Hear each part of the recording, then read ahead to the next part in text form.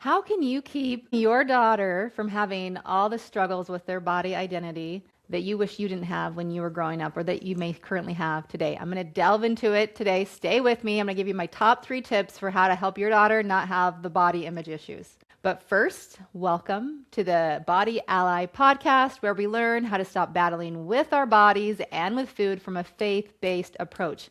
And it's all backed by brain science. We learn instead how to be an ally with our bodies, partnering with our bodies and accepting them as the gift that God intended, learning how to pursue health goals, not in an effort to prove value, but as an act of love. Hi, I'm your host, Kerrie Nygard. Well, let's get into it. What's so interesting, and I've helped thousands of women at this point, thousands of them, and tens of thousands of, I would say thousands of women in my online paid program and tens of thousands of women through my free online workshops and stuff like that. Here's what happens is that this is really common. I often ask women when they first started struggling with food or with their body, not liking or wanting to change their body, or how old they were when they first went on their first diet. And it fits into like 3 groups. And I would say about half of them fit in the first group. Okay. They usually start their first diet in their tween or teenage years, young adult years, okay, kind of adolescent time. What's interesting of those who start on the earlier end of that period of time is that many of them start to diet right when their body begin maturing into their womanhood. So right before puberty hits, oftentimes what happens is that these young bodies will gain weight. Not every time, but this is really common, where a kid will round out a little bit and then they'll hit a growth spurt. And this is really common for girls as well, is that they start to round out or their tummy gets a little bit fuller and then they hit a growth spurt and they get going into puberty. And that this happens usually around, 7 to 10, 11 years old. I mean, there's variance of ages there, right? And oftentimes during this period of time, people make comments on her body, such as, oh, you're getting a little tummy there, or oh, look, you're getting a little round, or maybe you ought to hold off on dessert, or careful, maybe don't eat that, because their hunger cues will increase during this time as well. You may notice appetite changes, and people will comment on different parts of their body changing or on their food habits. You need to realize that in this group, most of the time, any imbalance of body composition, time would take care of it. But because shame is introduced through comments about a girl's developing body or changing shape, that then gets internalized, and that person, that young girl, begins to try to feel like she's right in the world by changing her body. I fit into this group. Around 8 or 9 years old, I remember my body started to change, and I started to get a little bit of a belly, and I started to get teased, and then I would go towards food to try to self-soothe, and so there was kind of a vicious cycle there. And people made comments. Family members made comments. Most of those comments, well, some of those comments were well-intended, but the impact of those comments became internalized into a young mind. A mind that did not have the ability to think about their thinking. All that I thought at 8 or 9 years old was, I need to hide my belly. This is something to hide. This is something shameful. And as a result, I began dieting at about age 12 or 13. I used to try to hide my body. And then once I had some awareness of controlling food, I began to do so. And I continued all the way through my young adult years into my childbearing years. So that's the first group of women that tend to start dieting. And so when they're young. There's even kind of a small outlier group where they're even younger than that, and it's imposed on them by a doctor or by their parents. There's a solid group there, but that I wouldn't put that in the main 3 groups. The next group, these are women who gain weight when they're in their childbearing years. They say, oh, I never had a body issue with my body until I put on weight after having children or something. That's another category. This idea that we have to get back. We have to lose weight and get back to where we were before. We can never go back. Our body is changed forever. Every single time, and I've had 6 babies, okay? Every single time my body had a baby, grew and changed to foster life and to produce a new child, my body will never be the same after that. We wouldn't want our bodies to be the same because our world is forever changed. And why would we want our body to go back the way it was before? A better way to talk about this, and this would be a whole nother podcast, would be, in what ways can I most support health and vitality and wellness at this stage in my life? Because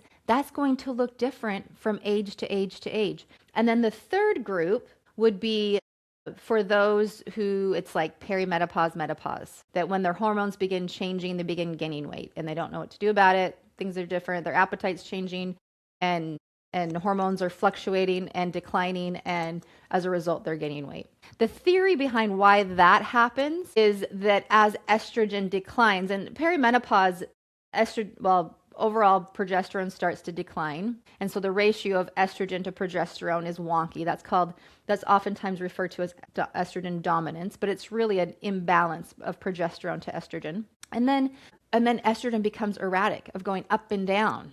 Okay, that's kind of getting into mid perimenopause when that starts to happen. And overall, throughout all of perimenopause, estrogen is slowly declining, even as it's being erratic. There's a downward trend of that estrogen. The theory out there, and this hasn't been proven, okay, this is the theory, is that as our estrogen declines, our body tries to compensate by storing more fat around our middle. There's a few other theories out there.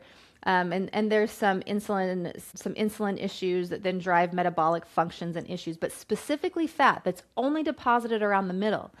And they call this cortisol belly sometimes. But when it's happening through menopause and perimenopause, there's this theory out there that the body wants to store the fat around the middle because it wants to help the body increase its estrogen levels. And fat is a estrogen proning or estrogen priming substance in the body. So this is one theory that's out there.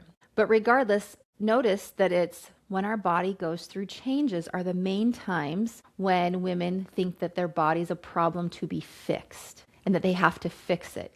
Now, I'm all for health goals. I'm a health coach. I help women lose weight. The problem is that when we take an outside-in approach, meaning I'm going to change the way my body looks, then I'll get to feel better in my life, rather than an inside-out approach, meaning why do I even want to change my body? What am I trying to get? And then create those changes to begin with, and then you better foster the results you're seeking. Okay, so those are the three groups. There's the tweeny, like pre-puberty, and then teenage section of time, even kind of wading into the young adult stage. Then there's the pregnancy weight that they want to lose. That's when they start dieting. And the third period of time, and when I most see women start dieting, is perimenopause, menopause. And consistently through each of these three main groups of women of when they started dieting is that they think their body is a problem to be fixed, and rather it's the result of their body going through an essential change of life. A couple of years ago, I went to the funeral of my husband's grandma, my children's great grandma.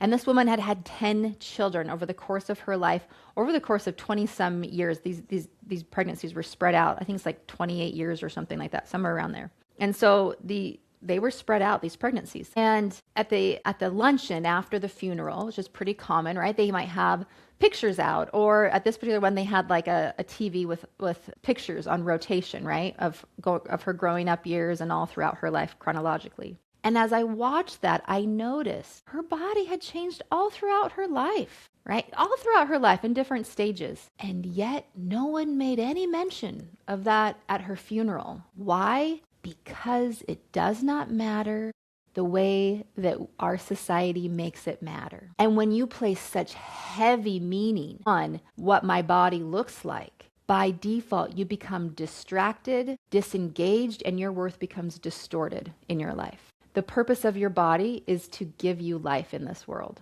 That's the purpose of your body. And every single cell of your body is there with the sole purpose of keeping you alive.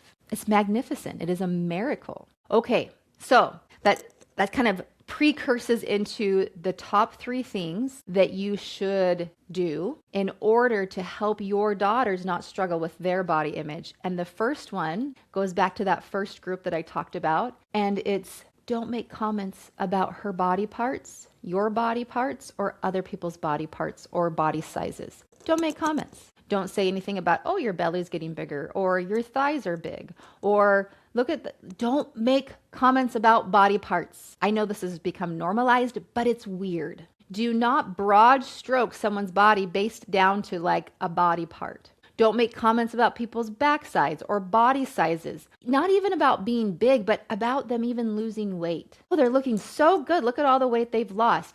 Because just don't make comments about people's weight, going up or down or at all. Don't make comments. A person can pursue a health goal without it being everyone else's business, because it should not be about others' perceptions anyway. I'm not dumb to the idea, knowing that our brains are hardwired for acceptance. I know that we will always care to a degree what others think. But regardless, if we want to dissemble and help our daughters not struggle the way we struggled, we need to stop making comments on our body parts or other people's body parts. End of story, or sizes of them. Okay? Kate Winslet, she has a great quote, and she's an actress. And she says, as a child, I never heard one woman say to me, I love my body. Not my mother, my elder sister, my best friend. No woman ever said, I'm so proud of my body. So I make sure to say it to my daughter, because a positive physical outlook has to start at an early age. Okay, so tip number 1, make no comments about her body parts, your body parts, or other people's body parts or body sizes. Just don't do it. Because the way it will be internalized in either one of those 3 groups will not be for their benefit. No one needs to hear your comments. No one needs to have their body talked about. And I would encourage you not to view other people's bodies based upon different body parts. It's kind of weird. Let's just not engage in it. Okay? The second tip is that I want you to be open with your experience, with your journey with your daughters. Explain to them that, I used to really struggle with this. I remember in the 90s when I was in high school, and this is what's interesting is that in the 90s when I was in high school, the celebrated body type that we saw on all of the magazines and on the models and so forth was really gaunt, emaciated. Collarbones, shoulder bones, hip bones that stuck out, navels that were sunken in, cheekbone. Very like an emaciated look. We used to call it the heroine look, not the heroine as in a hero, female hero, but heroine as in it looks like someone addicted to heroin. Okay. And they called it the heroine look. And throughout each stage or each generation, it changes. It's a moving target. In the 1800s, it was different than it is even in each different period. Even from the early 1900s, it changed. Whereas when you got into like the 1930s and 40s, it was more about less shape. And then as you move in towards other generations, more about more shape. In the early 2000s, it was all about lots of shape. In fact, up until just a couple of years ago, you might still see it now, but it was really heavily in the algorithms of how do I build my backside? How do I get a nice full round back end? And that butts were really hypersexualized. And women in the fitness industry were fixating in on growing their glutes. In the last few years, because of GLP-1s, I see it shifting more back to this kind of emaciated look, unfortunately. But regardless, none of that really matters. None of it really matters. Why? Because it's not about how our body looks. And I'm not saying that you don't have a preference for how your body looks. I'm not telling you to pretend. I'm just saying in the hierarchy of importance, what your body looks like is not in the top several things of what's important about your body. Your body's performing a miracle for you in every moment. We want to seek out health and vitality, not in an effort to add to our worth, but in an effort to, as an act of love or as a performance, as acts of service to our body, so our body can feel well, perform well, operate well. Okay, so being open with our daughters about our experience, regardless of what generation we grew up in, can help them in their journey, right? When you share your experience with them and your hopes and how maybe you wish it would be different for them, it can help them. And tell them that you're proud about your body. According to what Kate Winslet said, say, I'm so proud of my body. Look what my body's done. My body created you, daughter. My body, without this body, there would be no you. So to degrade the body that produced her life, you can't disparage your own body without on some level, decreasing her importance, because your body is the vessel through which her life was given. Do not minimize the amazing miracle and gifts that your body is. When you minimize God in your life, God's gifts and blessings in your life, you minimize God in your life. Your body's a gift from God. Do not minimize the grand performances of service in every moment. Your body is fulfilling the measure of her creation, and none of it has to do with how your body looks. Now notice I didn't say that you couldn't have a preference. We just keep it in proper perspective. Okay, so the first one was don't make comments on her body parts, your body parts, other people's body parts or sizes, whether it's big or small, whatever. Don't make comments on bodies, okay?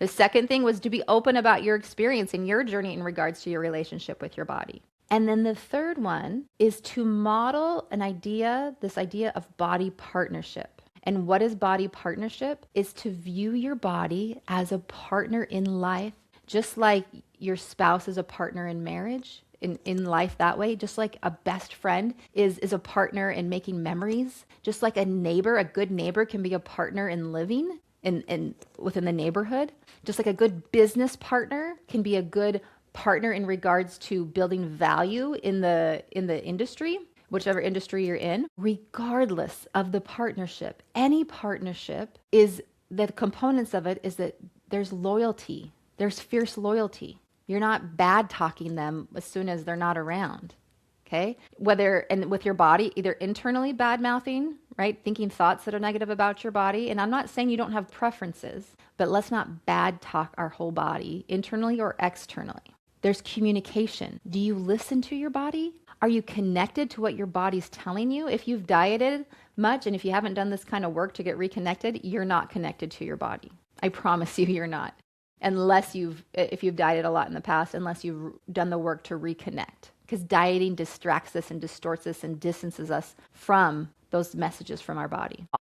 Demonstrate to your daughter this idea that you view your body as a partner in life. That regardless of anything you've gone through, you realize that every moment of joy, your body has made it possible and has experienced it right along with you. And any moment of pain or sorrow, your body has experienced it right along with you and has carried you through it. Even if your body has a diagnosis that can act as a trial or an affliction or a difficulty in life, that's not your body doing it to you. That's your body being at the effects of our fallen world and still showing up to keep you alive the best she can in every moment, as long as she can. She's always in every moment trying to do the best she can to keep you alive. Isn't that fantastic? Isn't that miraculous? Let's view our bodies as our partner. Let's listen to our bodies. Let's care for our bodies as if we would our best friend, as if we would as a beloved spouse, as a treasured neighbor, as a profitable and connected business partner. Let's deal with our body. Let's connect with our body in a divine partnered way. So let me take it from the top. The top 3 ways and there's other ways, of course, but the top 3 recommendations I have for helping your daughter create a healthy relationship with their body is: number 1, don't make comments. No more comments about bodies, body parts, body sizes. Number 2, be open with your journey and experience with her so she can learn from that and understand what your desires are. And then the third thing is to model and work on having a divine connection body partnership with your body, because our body's a gift from God. All right, ladies, check the show notes down below. Share this podcast. When you make comments, when you rate the podcast, please scroll down below and rate this podcast. When you do, it shows the algorithm, hey, this podcast has important content, and then it shares it and recommends it to other people like you who can benefit from this podcast. For me, this is a ministry. I feel passionate about helping women become delivered from their bondage of thinking that their body is something to struggle with. I feel empowered. This is a ministry for me, and you can help me in this ministry by making simple comments, by making reviews, by rating it. If you don't like it, don't review it. But if you like it, give it a big 5-star review. Share it, download it, just text it to your best friend, share it on your Instagram or Facebook or what social medias that you like to use. When you share it, you're joining with me to help this ministry move forward. And what's this ministry? It's the Body Ally Movement, where we learn to become an ally with our body rather than being in a battle with our body. Thanks so much, ladies. Remember, you are not put here on this earth to constantly be thinking about changing your body and losing fat and what I did and didn't eat. Instead, you were put here to thrive and create and live God's purpose and plan for you. Thank you so much. Bye-bye.